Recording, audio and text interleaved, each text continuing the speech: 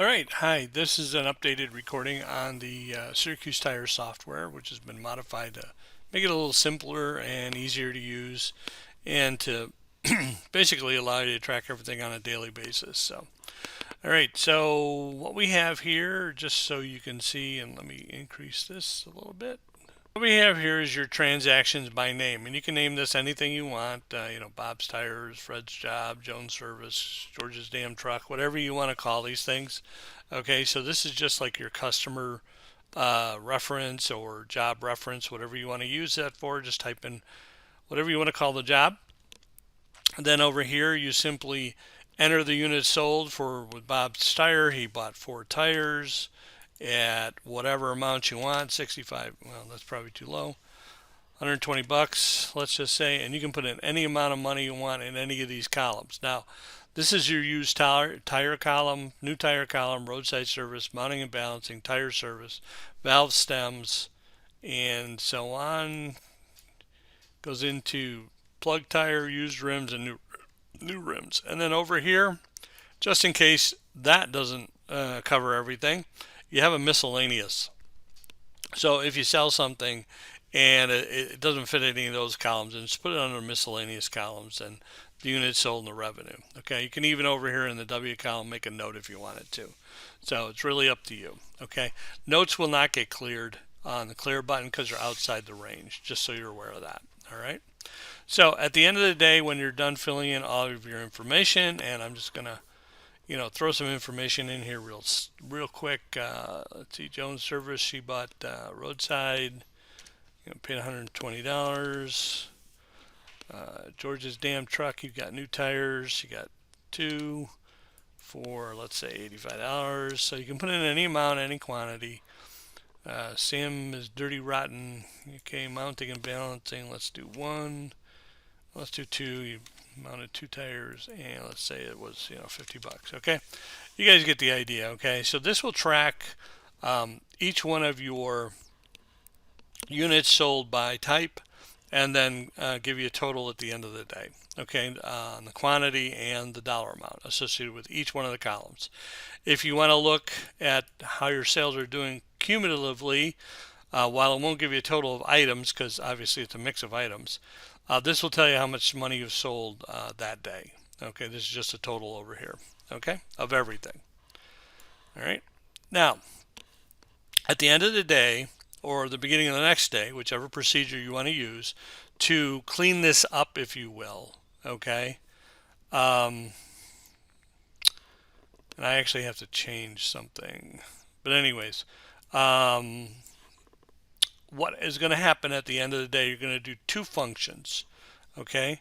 I created a clear button down here, which you got to modify slightly because I forgot about the customer descriptions.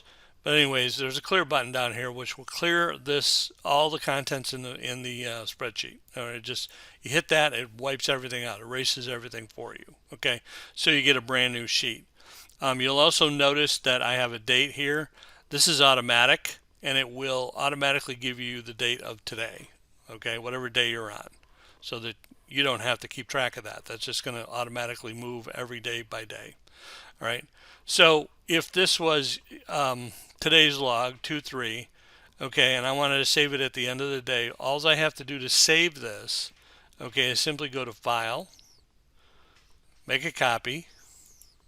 Okay, it's going to bring up this copy document. What I suggest you do is you put in the date 2/3/21. Okay, and then you can leave it Syracuse Tire software, and then all you have to do is hit OK. Okay, what's going to happen is that's going to save that day's data. All right, now since this data has been saved, I can now clear it. I simply go down here to my okay, I'm on the new, this is the save data. Let's go to today's data.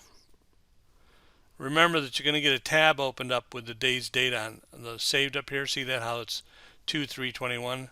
That's actually your new data sheet, or the saved data sheet. You can close that.